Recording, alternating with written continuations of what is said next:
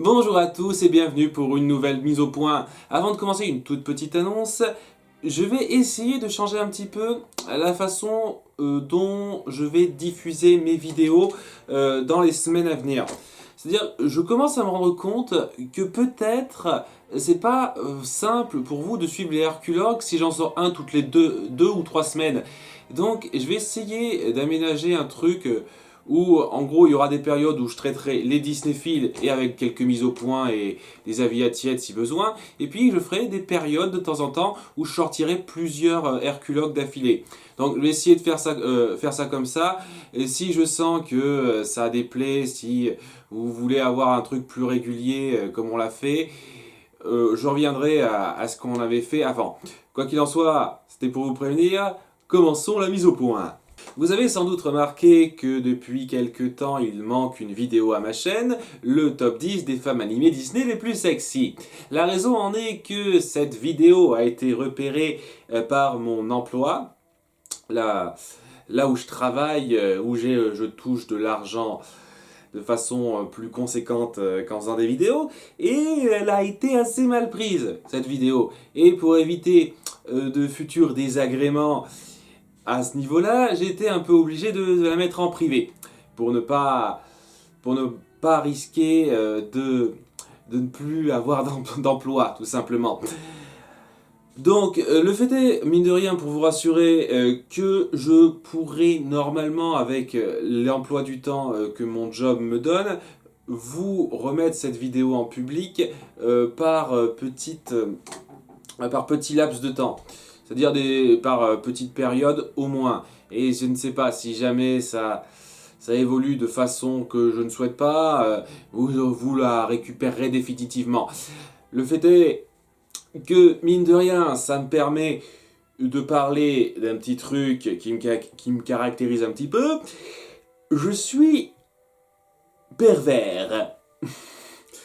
Alors, qu'on soit bien d'accord là-dessus, je suis pervers dans le sens pensée. C'est-à-dire, jamais, au grand jamais, je n'irai en société dire des trucs déplacés ou même faire des trucs déplacés envers d'autres femmes ou d'autres hommes ou d'autres personnes de quelque particularité que ce soit par rapport au sexe. Mais le fait est que dans ma tête, il y a énormément de trucs qui se passent et qui, je pense, ne se passent pas dans la tête de tout le monde. Je sais, hein, on a beau dire que tous les mecs sont des pervers, je pense que je suis un petit peu un cran au-dessus. Mais le fait est que c'est quelque chose qui me vient souvent en tête lorsque j'écris mes critiques. Quand je pense à ce que je pourrais écrire pour rendre mes vidéos divertissantes, écrire des trucs qui puissent me faire rire, me faire réagir moi, eh bien, étant donné que j'ai un côté pervers assez prononcé, et j'ai tendance à vouloir écrire des trucs un petit peu... un petit peu olé olé. Et j'en suis arrivé à un moment donné, avec ma 8e vidéo sur Toy Story 3, à un petit dilemme, c'est-à-dire, est-ce que je contiens complètement ça? C'est-à-dire que je fais comme en société, hein, je veux dire, je contiens complètement cette partie-là de moi, et puis je n'en parle pas du tout, hein, je laisse complètement tomber. Ou alors, est-ce que j'embrasse ce côté-là de ma personne, et je me dis, allez, ok, j'ai un côté pervers, je vais l'afficher en tout bien tout honneur, hein, bien entendu, je vais afficher ce côté pervers dans ma critique des vidéos pour montrer un petit peu qui je suis complètement. Et donc au final, je me suis dit, allez merde, je me lance. C'est plutôt bien passé, je suis assez content d'ailleurs que énormément de gens n'aient pas été choqués, n'aient pas été rebutés par mon côté pervers dans mes critiques. Ça m'a fait assez plaisir. Ceux que ça gêne, j'en suis désolé, mais voilà, ça fait partie de moi, quoi. J'ai envie d'être un peu 100% honnête quand j'affiche mes points de vue, mes critiques, et c'est une partie de moi que je peux pas que j'avais envie de faire partager à nouveau en tout bien tout honneur. Hein. Euh, Et honnêtement, comme je dis, je suis assez content que ça a été aussi bien pris. Sachant que j'ai un public majoritairement féminin, d'après les statistiques, et donc voilà, ça prouve que malgré ce que certains disent, que les femmes ne sont pas coincées. Hein. C'est complètement stupide comme cliché ça. Donc, donc voilà, donc c'est juste pour dire, j'espère vraiment que ça ne me posera pas de problème par la suite. Il y en a qui m'ont fait des suggestions comme quoi je pourrais faire un de ces quatre, un top 10 des parodies hentai Disney.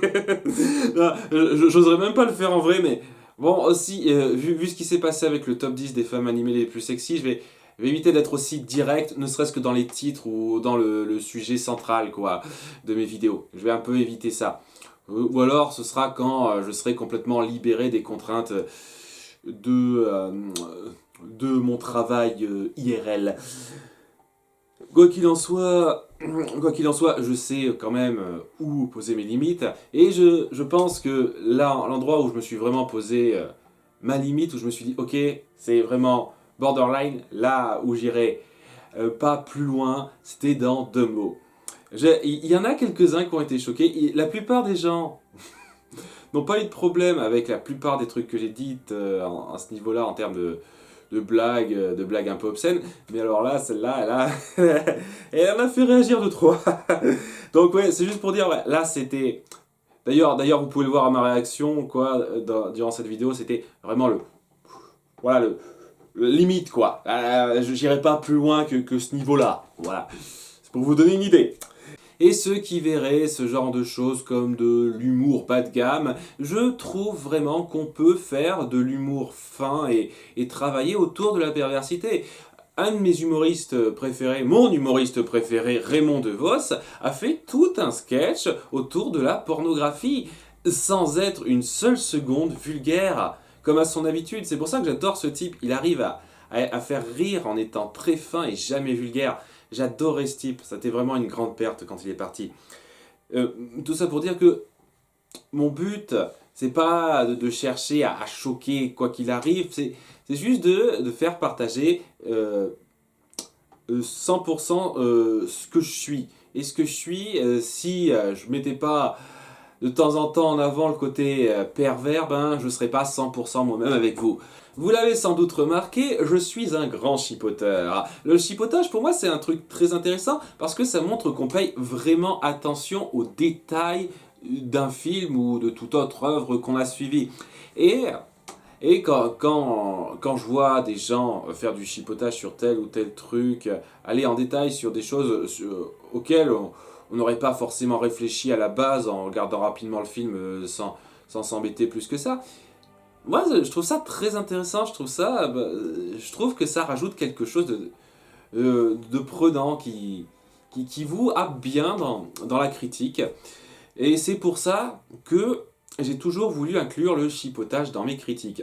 Alors j'ai le cas où je critique les films de façon générale, c'est-à-dire où je ne vais pas au détail, et à ce moment-là le chipotage est assez évident. La plupart du chipotage est contenu dans le petit théâtre du chipotage.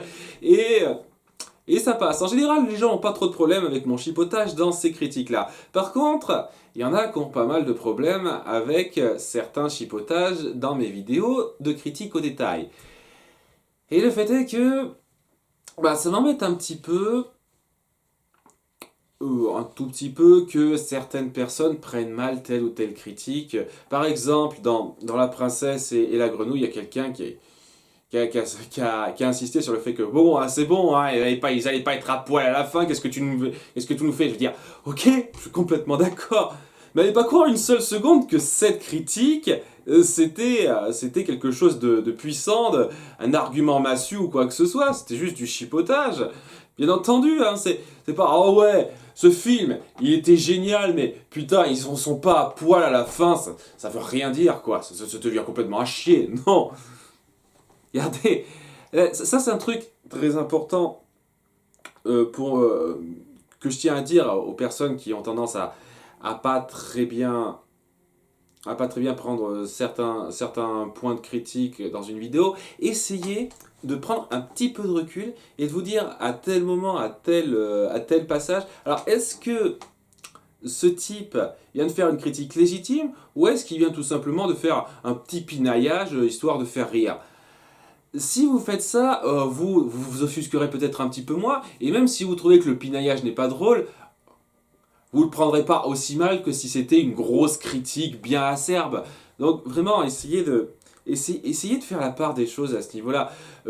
Par exemple, il y a pas mal de gens là, qui sont partis au quart de tour dans pas mal de critiques du Nostalgia Critique, voilà, qui ponctuent énormément ces vidéos, qui les ponctuent énormément de chipotage, histoire de garder un rythme, de rester divertissant, comme je le fais. Hein, à nouveau, hein, moi je suis son modèle. Hein, si vous aimez le format de mes vidéos, hein, c'est lui qu'il faut remercier. Hein, c'est complet, je m'inspire complètement de lui. Mais voilà, il y a beaucoup de gens qui viennent se plaindre, qui vont se dire c'est n'importe quoi ce que tu dis à ce moment-là, gna gna, et enfin, c'est surtout l'ONC. J'en ai quelques-uns, pas tant que ça. Je m'en sors bien, honnêtement, j'ai un très bon public. Mais il y a beaucoup de personnes qui viennent se plaindre chaque fois qui critiquent tel ou tel truc en disant il dit n'importe quoi là, c'est n'importe quoi, c'est quoi, c'est un critique, il connaît rien, alors que ils comprennent pas que le mec chipote pour faire du divertissement. Et après, je suis d'accord, il y a certains chipotages que j'ai trouvé un peu lourdingues parce que des fois c'est du chipotage un peu forcé, histoire de faire du chipotage. Et je dis pas que moi-même je n'en fais pas. Hein, ça arrive un petit peu, mais le truc c'est que, voilà, si on fait du chipotage, c'est vraiment pour essayer de garder un rythme, de rendre nos vidéos le plus divertissant possible pour que les spectateurs soient divertis, tout simplement. Et il y a beaucoup de critiques au détail où c'est très très majoritairement du chipotage. Réponse jusqu'à la fin, ou à partir du moment où Flynn Rider est enfermé, c'est quasiment que du chipotage. Mais c'était un film qui se prêtait énormément au chipotage. C'est pour ça que j'ai réussi à en faire quelque chose qui allait bien. Récemment, Oliver et compagnie, mine de rien, il y a quelques critiques précises au long du film qui sont pas du chipotage, mais il y a quand même une grosse partie de la critique qui est du chipotage. Parce que, je veux dire un truc par rapport à ce film, c'est que, putain, je le trouve insipide, dans le sens où, majoritairement, j'ai rien de mal à dire, mais j'ai rien de bien à dire non plus. C'est un film qui passe comme ça. Et honnêtement, j'ai même un peu hésité à en faire une critique au détail. Je me suis dit, allez, peut-être que ce serait genre un cas de film que je critiquerais de façon générale en disant ce qui va pas, c'est les trucs qui vont un peu, et puis voilà, quoi, ça aurait été un truc très court, mais je me suis dit, ah, ok, je vais essayer de faire un truc au détail histoire d'être divertissant.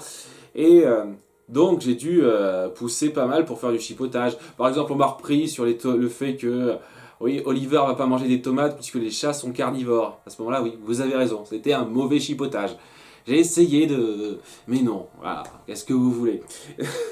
Mais le fait est que, mine de rien, vraiment, essayez de prendre du recul parce que j'ai vraiment pas envie de dire à chaque fois que je fais un chipotage dans une critique au détail, de mettre un petit panneau chipotage pour que tout le monde comprenne bien. Je veux dire, essayez de prendre du recul, essayez de voir alors, à quel moment on a affaire à une critique solide, claire et nette, et à quel moment on a affaire à un petit chipotage, un petit pinaillage, histoire d'amuser la galerie.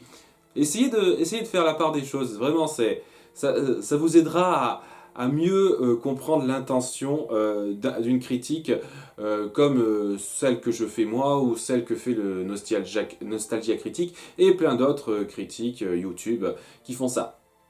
On passe au gros morceau et pour commencer, j'aimerais vous lire le début de commentaire que j'ai eu dans ma vidéo sur Taram et le chaudron magique. Alors, j'ai découvert le film il n'y a pas longtemps et j'ai vraiment aimé. Franchement, il n'a pas de défaut et il n'a rien à envier aux autres Disney. Affirmation. Affirmation, opinion. Ce truc n'est pas du tout ce que j'appellerais quelque chose qui va me faire changer d'avis ou même qui va essayer de me mettre un tant soit peu au défi. C'est juste quelqu'un qui vient dire « Ce film, il est bien ». Sans rien pour appuyer ça, sans rien pour ne serait-ce qu'avoir un peu de crédit, tout simplement. Et il y a pas mal de commentaires comme ça que j'ai sur mes vidéos et que j'ai lu sur des tonnes d'autres vidéos qui se contentent de dire « Ah, ce film il est bien, ce film il est nul ». En général, souvent ce film il est bien. Hein. C'est rare que quelqu'un vienne dire, ça arrive bien entendu, hein, mais c'est beaucoup plus rare que quelqu'un vienne dire dans une vidéo qui dit du bien de tel film « Ah, ce film il est nul ».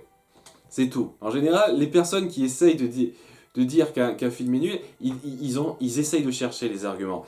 Mais il y a souvent, dans des critiques négatives, des gens qui disent « Ah mais moi j'aime le film, oh, je trouve que le film est génial ». Et là encore, ce sont des critiques, ce sont des commentaires humbles, parce que c'est des gens qui reconnaissent que c'est leur opinion.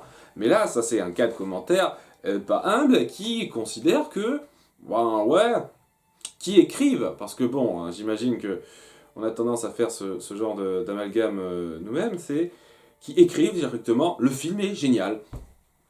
Point. Et c'est avec l'implication qui dite de façon plus ou moins explicite, et si vous pensez le contraire, vous êtes des cons.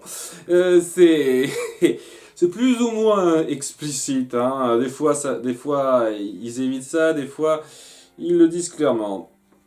Donc, voilà, ça, c'est le genre de commentaires qui n'ont aucune vraie répercussion, aucun vrai poids pour moi.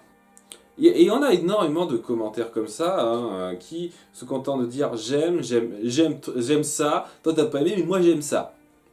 Point. Et honnêtement, je vais pas faire comme si c'était une mauvaise chose. Je veux dire, on a tout à fait le droit de se contenter de dire moi j'ai aimé ce film. Et de pas aller plus loin. On n'est pas obligé de balancer de tonnes d'arguments. Seulement les personnes qui font ça, je vous le dis tout de suite, je suis désolé, vous me convaincrez de rien du tout. En fait, vous convaincrez personne. Vous mobiliserez juste les gens qui sont déjà de votre côté, c'est tout. Il faut penser, au moins de temps en temps, lorsqu'on veut défendre ou attaquer un film, à donner des arguments pour ça. À dire pourquoi on trouve que le film est bon, pourquoi on trouve que le film n'est pas bon. Parce que si on se contente de dire ce film est génial, entre parenthèses ou pas, t'as rien compris, ça revient juste à dire ben moi je suis pas d'accord et honnêtement, moi ce genre de messages je les perçois en grande partie comme tu dis du mal d'un film que j'aime, t'es pas sympa. Et le t'es pas sympa en général, c'est un petit peu plus ordurier que ça. Mais voilà, donc justement, par rapport à ça, il y a beaucoup de gens donc, qui se contentent de dire « Ah, mais ce film, il est génial, ce film, j'ai bien aimé. » Mais il y en a pas mal qui se targuent d'avoir donné une critique, alors que ce qu'ils ont fait, ce n'est pas exactement de la critique. Ou alors une critique définie d'une façon que je ne connaissais pas. Donc là c'est pour ça je vais vous parler donc de la vidéo que moi et Oncle Block avons faite sur Maléfique. On a eu pas mal de commentaires, dont une grande partie se contentait de dire « Oh, moi j'ai trouvé bien le film, ce film il est cool ». Ouais, sérieusement, je crois que j'ai quasiment vu aucun commentaire donner de vrais arguments en faveur du film. Je suis sur le cul, j'ai quasiment vu aucun commentaire dire tiens ce film il réussit ça, ça c'est très bien parce que si, ça, non. En général, je n'ai aucun argument, je n'ai quasiment lu aucun argument en faveur de ce film. Il y a eu 2-3 commentaires qui ont essayé de faire ça. Et c'est tout.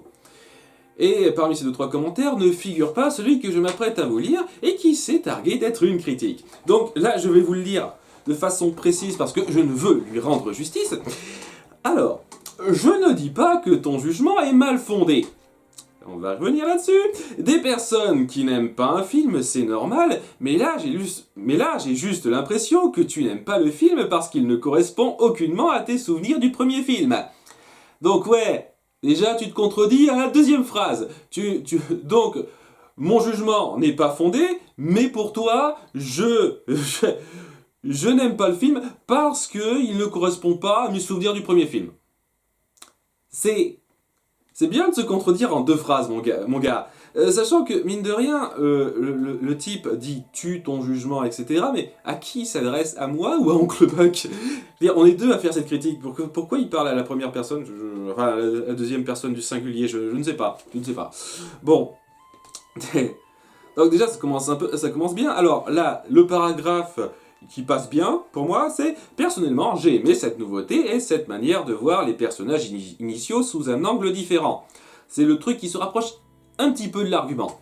Pas tout à fait, puisque, mine de rien, il n'explique pas en quoi cette nouveauté est bien et en quoi cette manière de voir les personnages initiaux sous un angle différent est bien. Mais voilà, ça se rapprochait d'un début d'argument. Voilà. Et puis après, on arrive à mon passage préféré. Cela peut être gênant, je l'avoue, mais ce n'est pas une raison pour dire que le film est arrêté et d'être à la limite de la bêtise dans chacune de tes phrases. Voilà, ça c'est ce que j'appelle de la critique insulte. C'est-à-dire que ce type n'a absolument posé aucun vrai argument, et comme critique, c'est juste contenté de dire vous prenez ça d'un très mauvais œil, vous voyez ça d'une très mauvaise façon, et vous dites n'importe quoi. Alors déjà, oui, on va revenir à la première partie, quoi. On nous accuse de pas aimer le film parce qu'il ne correspond pas à nos souvenirs du premier film. Putain, mon gars, heureusement qu'on a fait toute une intro en disant qu'on était à fond pour l'idée de ce film, hein. L'idée de départ de ce film nous plaisait bien. Et heureusement aussi que j'ai fait tout un laïus à la fin pour dire que j'aurais été à fond derrière ce film s'il avait été complètement autonome par rapport au premier. Mais c'est pas le cas. Ce film a le cul entre deux chaises parce qu'il n'arrive pas à se décider s'il veut être une référence au premier film ou s'il veut être complètement à part. Et c'est ça mon problème, c'est ça mon gros problème avec ce film. T'es sûr que t'as suivi la vidéo parce que c'est n'importe quoi. Déjà, je déteste ça. Vraiment, je déteste ça quand on me critique en m'accusant de n'importe quoi, d'un truc complètement faux. Ça devient... Il se fait passer pour une critique. Ça, c'est une critique. Voilà, t'aimes pas le film parce qu'il correspond pas à tes souvenirs du premier. Bah non. J'aime pas le film parce qu'il est nul. Parce qu'il est nul, parce qu'il reprend mal le premier et qu'il n'arrive pas à s'en détacher assez. Voilà pourquoi j'aime pas ce film.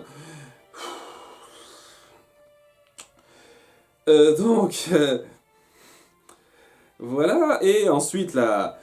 J'aime bien la façon un petit peu...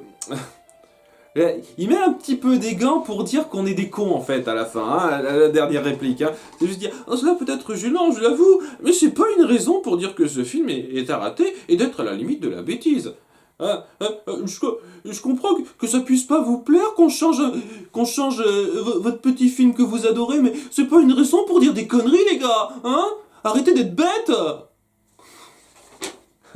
Ouais, et je ne dis pas que votre jugement est mal fondé en disant ça. Ouais, et honnêtement, vous savez quoi? Je m'acharne sur ce commentaire et j'ai vu bien pire, bien plus insultant et bien plus mal fait en termes de commentaires critiques. Et j'ai vu à ce niveau-là, mais la raison pour laquelle j'ai pris ce commentaire, c'est parce que c'est le plus liké des commentaires de la vidéo. Les gens qui sont fans de Maléfique se sont rangés derrière ce commentaire. Ce commentaire, c'est leur étendard. Et ça me fait de la peine.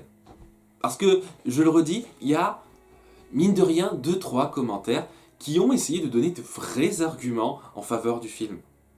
Cela devrait avoir le plus de pouces bleus. Cela devrait être mis en avant s'il y a une majorité de gens qui aiment le film. Mais non, c'est ça. C'est le commentaire qui vient de nous dire que on voit le film sous un mauvais œil et qu'on dit des bêtises. Merci beaucoup. Voilà. Et c'est ça, Et c'est ça un petit peu la nouvelle critique tendance, la critique je t'insulte. Donc, mais c'est pas, faut pas le prendre mal, hein, c'est une critique. Hein. Vous voyez le film mal et vous dites des conneries, je ne vous insulte pas, c'est une critique. Ils disent pas. Et c'est ça que j'adore, il aurait pu développer. Et c'est ça qui m'énerve le plus, quoi. Il aurait pu développer, dire en quoi on dit de la bêtise dans chacune de nos phrases. Pourquoi? Qu'est-ce qui t'a fait croire que qu'on n'aime pas le film parce qu'il ne correspond pas à nos souvenirs du premier film? Tu nous dis pas ça, tu dis juste, c'est une impression que j'ai, puis voilà, c'est pour ça que pour moi, ça veut rien dire votre truc. C'est caduque votre vidéo.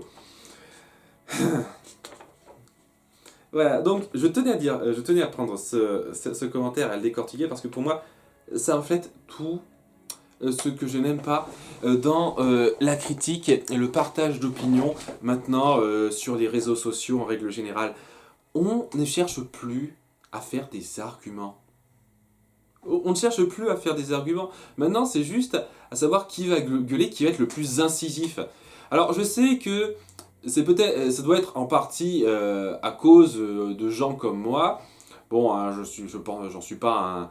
C'est pas moi qui ai instigé ça, mais les gens comme le Nostalgia Critique et d'autres, qui sont incisifs eux-mêmes dans leurs critiques en étant un peu plus insultants envers les personnages, en forçant le trait, simplement pour être à nouveau divertissant. Y a pas mal de gens qui ont apparemment du mal à prendre ça au second degré et qui se disent ah ouais, s'ils font ça, nous aussi on peut faire ça en étant insultant envers eux. Ils vont voir ce qu'ils vont voir, ces cons-là. Alors que nous, quand on est incisif, on fait ça envers des personnages fictifs, un film qui est un objet. Mais non, enfin bon. Et quand je vois ça, quand je vois ce genre de commentaires qui a du succès et pas les commentaires où on prend vraiment la peine de faire des arguments, comme beaucoup l'ont fait dans mes vidéos. À nouveau, j'ai énormément de chance d'avoir un public comme vous parce que la plupart d'entre vous, vous êtes très réfléchis. Et dès lors que vous avez un argument, vous le dites.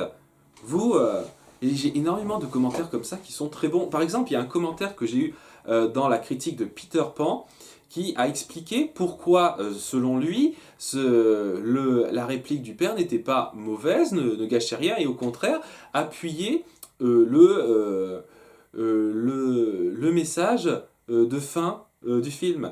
Et quand j'ai entendu ça, quand j'ai lu ce commentaire, je me suis dit « Waouh, il a raison le type !» ou la fille. Je sais plus si c'est un mec ou une fille. Bon, il ou elle a raison. Et honnêtement, ça m'a fait reconsidérer la fin sous un autre angle. Bon, c'est très rare de trouver des arguments qui me font vraiment changer d'avis. Hein, drastiquement comme ça. Mais vraiment, ça m'a vraiment fait voir la fin sous un autre angle et cette réplique du père sous un autre angle. Honnêtement, si j'avais vu ce commentaire-là avant, j'aurais complètement changé la fin de ma critique sur Peter Pan. Ça change rien à tous ces autres problèmes et je pense qu'il a encore sa place comme neuvième des films les moins réussis de Disney Animation Studios, puisque c'est quand même pas le gros problème que j'ai avec le film, mais quand même, moi je trouve ça, c'était très intéressant de voir cet argument-là. Malheureusement, de temps en temps, on a de mauvais arguments de gens qui se contentent de dire bon, moi j'aime pas, ce film il est bien, ce film il est pas bien. Bon, au nouveau, je vais pas les attaquer trop, ceux-là. Je veux dire, moi-même, ça m'arrive d'avoir ce genre de raisonnement, comme quand mais pas forcément avec le film d'ailleurs, mais quand je mange un plat, j'ai pas à détailler les saveurs, etc. Je vais dire, oh, j'aime pas. Je trouvais que c'était pas trop mal, je trouvais que c'était un petit peu mauvais, etc. Je vais pas détailler les différentes saveurs d'un plat que j'ai mangé pour dire si je vais l'aimer, si je l'aime ou pas. Je veux dire que des gens fassent ça avec les films, c'est compréhensible. C'est pas mal quand même pour ces gens-là que de temps en temps ils se disent pourquoi j'ai aimé ça? Quelles raisons font que j'aime ce film? Plutôt que dire quoi, j'ai regardé, j'ai aimé, paf, voilà, super, non. Réfléchissez aux raisons qui font que vous aimez un film. Et surtout, honnêtement, j'espère que c'est pas une tendance qui va se propager trop, cette tendance des critiques insultes, qui sont pas des critiques, et que j'ai eu à quelques reprises. Par exemple, j'en ai déjà parlé, mais oui, pour ma critique de La Princesse et la Grenouille, on m'a accusé d'être un raciste, parce que je trouvais pas le film génial. C'est bien, super critique. Ou la... C'était quoi déjà? Ah oui, la critique de Atlantide, l'Empire perdu, où quelqu'un de très spirituel s'est amusé à me comparer à Gaëtan. Il disait que, ah oui, on a trouvé physiquement l'équivalent de Gaëtan. C'est parce qu'il faut dire que la ressemblance est frappante. Je veux dire quoi, qu'est-ce qu'il y a quoi, on a tous les deux les cheveux foncés, on est des mecs, on a du poil au menton, et on est pervers. Si on est myope, on peut faire l'amalgame entre lui et moi. Ouais. Quoi qu'il en soit, oui, vraiment les gens, essayez d'avoir des arguments. Pour moi, si vous voulez vraiment défendre un point de vue, n'allez pas directement à l'insulte. Sachant que si vous faites ça, attendez-vous à ce que vous ayez une réponse du même acabit de ma part. Hein. Mais si vraiment vous voulez défendre un point de vue, ne partez pas sur l'insulte. Partez sur les arguments. Dites pourquoi, selon vous, le film est bien. Parce que si vous vous contentez de dire ah bon, moi je trouve que c'est génial, t'es un idiot, ben qu'est-ce que vous voulez que je vous dise? Ben moi je trouve que le film est nul, toi t'es un idiot. Voilà, c'est ça l'échange. Super les gars, merci. On va aller très loin comme ça. Quoi qu'il en soit, merci d'avoir vu cette nouvelle mise au point. À très bientôt pour la critique de La Petite Sirène 2. Ciao!